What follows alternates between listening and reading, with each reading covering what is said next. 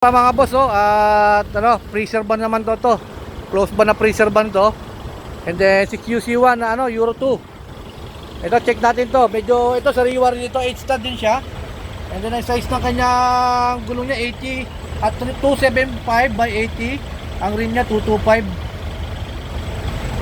And then as is condition, ayan Yun, ito sariwa talagang kuhan. Yan. Ito ba yung sub-engine niya? Mitsubishi rin. Ayan.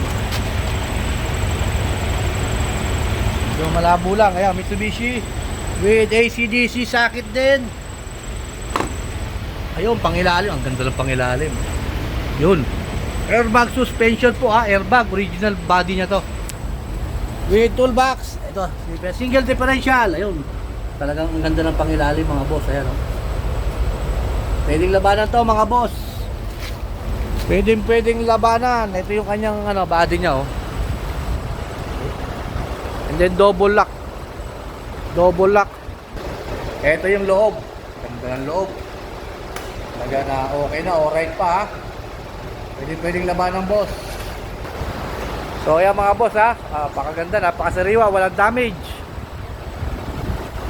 Ang chassis, ang panalo, talagang okay na, alright pa. Talagang napakaganda, napakasariwa boss. Yan, dalawang fuel tank po, isang 200, isang 300 liters. Napakasariwa kita mo, as is condition pa sobrang sariwa. Tignan natin kung manual transmission ba.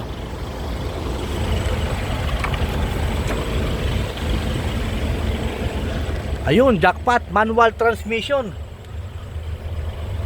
Natin yung yung kanyang odo niya.